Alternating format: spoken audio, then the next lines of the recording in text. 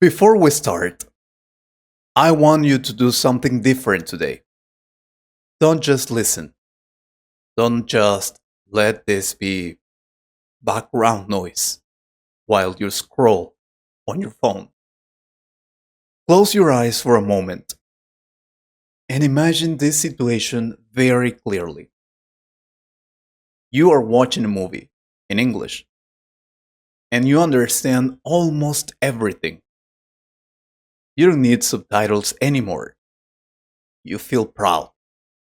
You feel intelligent. You even smile because you think, wow, my English is getting better. Then suddenly someone turns to you and says, can you explain that in English? And in that exact moment, something changes. Your heart beats faster. Your mouth feels dry. Your brain feels empty. You know the words, but they don't come out. You try to build a sentence, but everything feels slow and heavy. And after a few seconds of silence, you say something very simple. Or maybe you say nothing at all. Why does this happen? Why can you understand English very well, but you can't speak it? Today, we're going to talk about this problem deeply. And I want you to listen carefully. Because maybe the problem is not your vocabulary. Maybe it is not your grammar. Maybe it is something much more psychological than you think. Teacher, this is exactly what happens to me. I understand videos, I understand podcasts, I read articles in English, but when I try to speak, my mind goes blank. I feel like I lose everything I learned. First, I want you to relax and understand something important. This is one of the most common experiences in the world of language learning. You're not alone. You're not bad at English. You're not less intelligent than other people. In fact that you understand English already shows that your brain is capable. Understanding English and speaking English are two completely different skills. They may look similar, but they are not trained in the same way. Understanding is passive. It means your brain receives information. Speaking is active. It means your brain must create information in real time. And creation is always more difficult than recognition. Think about this. When you listen to English, you only need to recognize words and ideas that already exist. But when you speak, you must choose the words, organize the grammar, pronounce correctly, and manage your emotions at the same time. That is a lot of pressure for your brain. Let me ask you something honestly. How much time do you spend listening to English every week? Maybe several hours. You watch YouTube videos, you listen to music, you follow podcasts, you consume content almost every day. Now, how much time do you spend actually speaking English? Maybe 10 minutes, maybe less, maybe only when someone forces you to. This is the first big problem. You trained your ears very well, but you did not train your mouth. It is like going to the gym, only watching other people lift weights. You understand the technique, you understand the movements, but your muscles do not grow because you are not using them. Speaking is a physical and mental skill. Your mouth needs repetition. Your brain needs repetition. Fluency is not built by understanding alone. It is built by producing language again and again until it feels natural. Many students believe that one day, after enough listening, speaking will appear automatically, but that is not how it works. Listening improves comprehension, speaking improves fluency. They support each other, but they are not the same. Sometimes when I try to speak, I feel like I know the idea, but I cannot say it fast enough. Exactly. And I already know what is happening inside your head. You are translating. First, you think in your native language. Then you try to find the English words. Then you check if the grammar is correct. Then you worry about pronunciation. And only after all of that, you try to speak. That process is very slow. It creates hesitation. And hesitation creates insecurity. A fluent speaker does not translate every sentence. They think in ideas, not in grammar rules. But you're trying to be perfect before you open your mouth. And perfection is heavy. It makes everything slower. Translation is like carrying a heavy backpack while trying to run. You can still move, but you will feel tired and slow. The goal is not to eliminate your native language completely. The goal is to reduce translation step by step by practicing simple thoughts directly in English. Now, we need to talk about something deeper. This is not only about language, it's about emotion.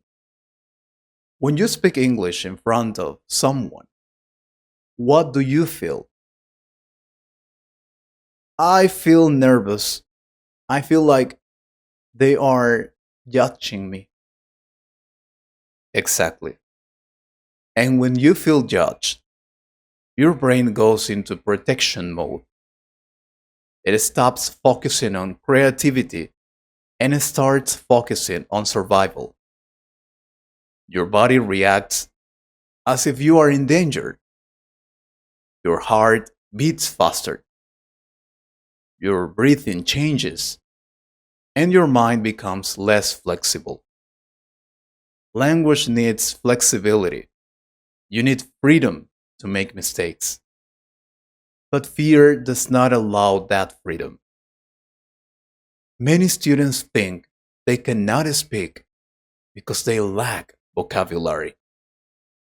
But in reality, they freeze because they are afraid of looking foolish. They want to sound intelligent. They want to sound fluent. They want to impress people. And that pressure becomes too heavy. When you speak your native language, you do not think about every word. You are relaxed. That relaxation allows fluency. Confidence is not the result of perfect English. Confidence is the result of accepting imperfection. I remember one student who told me, "Teacher, I understand everything, but when I try to speak, my brain feels empty." So I decided to change the strategy completely.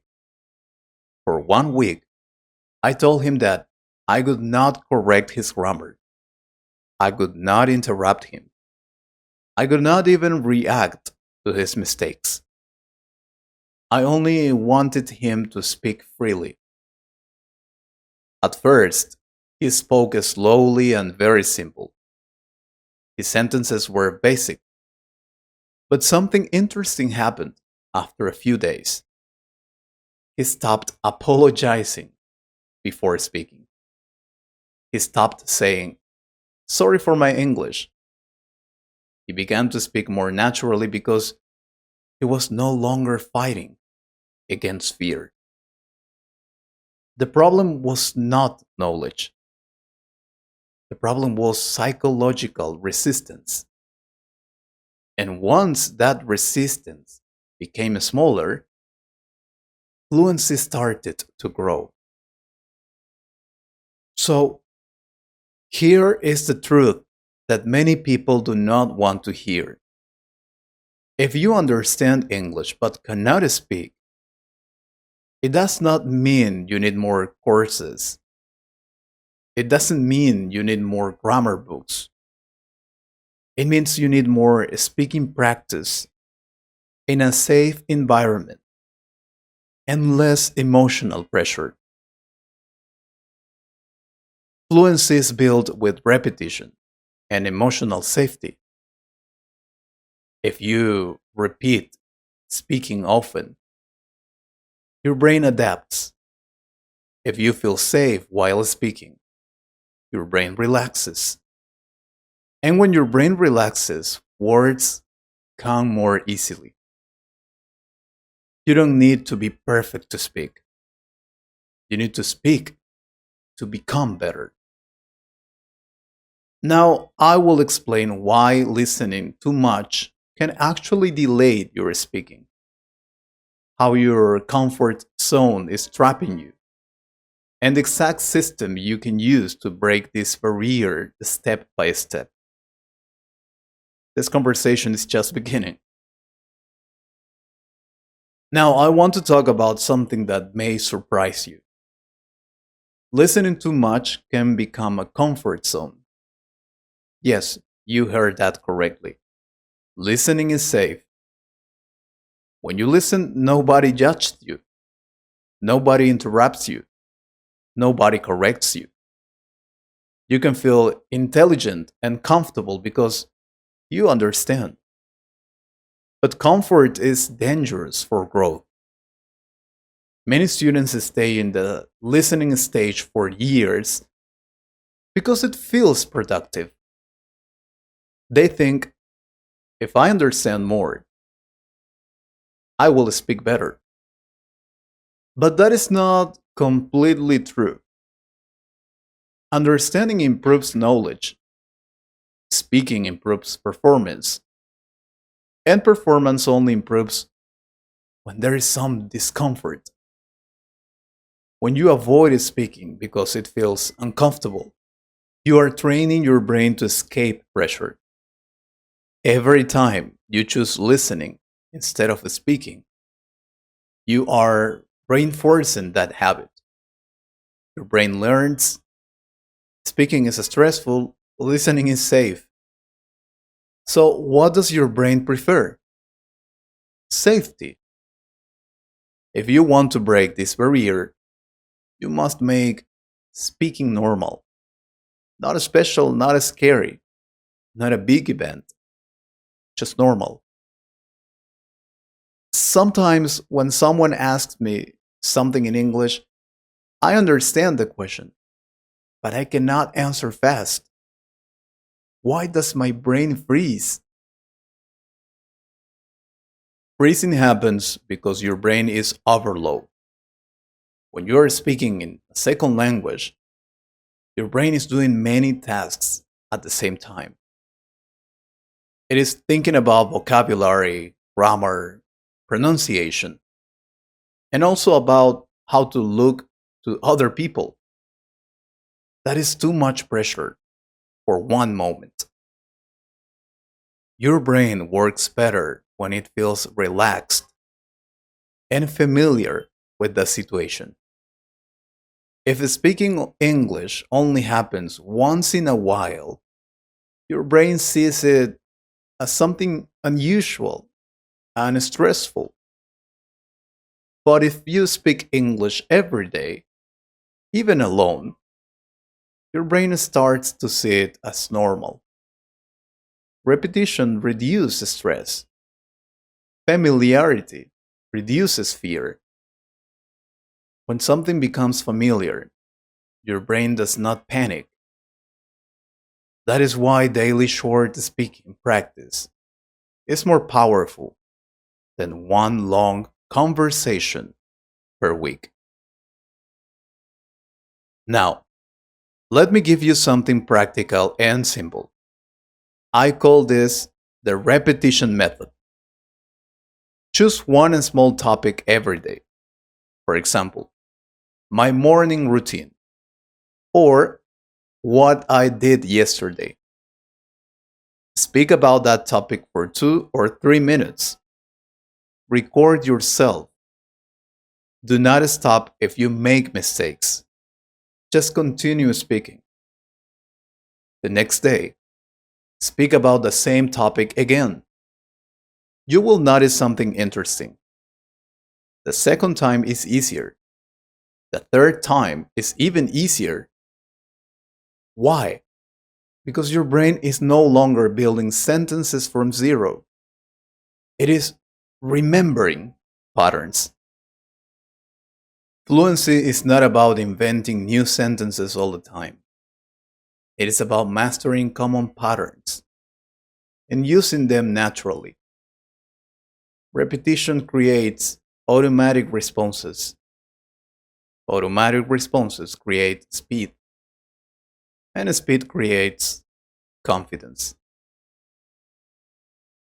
One of the biggest lies students tell themselves is this: I will speak when I feel ready. But readiness does not come before action, it comes after action. Confidence is not something you wait for, it is something you build. Every time you speak, even if it's imperfect, you are sending a message to your brain. This is safe. I can do this. And little by little, fear becomes smaller. If you only speak when you feel confident, you will wait forever. Speak while you are nervous. Speak while you feel unsure. That is how growth happens. Sometimes I want to say something complex, but I don't know how. Then don't say something complex. Say something simple. Many students try to sound intelligent instead of trying to communicate clearly. Simplicity is powerful. If you cannot explain something in a complicated way, explain it in a basic way. Communication is the goal, not perfection. Instead of saying, I was extremely exhausted due to overwhelming workload, you can say, I was very tired because I had too much work. Simple English is not bad English. It is effective English. When you give yourself permission to be simple, you reduce pressure. And when pressure decreases, fluency increases. Another important advice is this: separate speaking practice from grammar correction. If you're speaking and someone corrects you every 5 seconds, your brain will focus on mistakes instead of communication. That creates anxiety. First, practice speaking freely. Let your ideas flow. After that, you can review mistakes calmly. Do not mix performance with evaluations. Athletes do not stop in the middle of a race to analyze technique. They run first, they improve later. You must allow yourself to speak without interruption. That builds rhythm. Rhythm builds flow, and flow builds fluency. If you are always afraid of being judged, create a safe environment for practice. Speak alone, speak with a friend who understands your goal. Join a group where mistakes are normal. Your brain needs to associate English with safety, not embarrassment. The more safe experiences you have while speaking English, the more your brain will relax in real conversations. And relaxed brains speak better. Let me finish with something very honest. You already understand English. That means your foundation is strong. You are not at zero.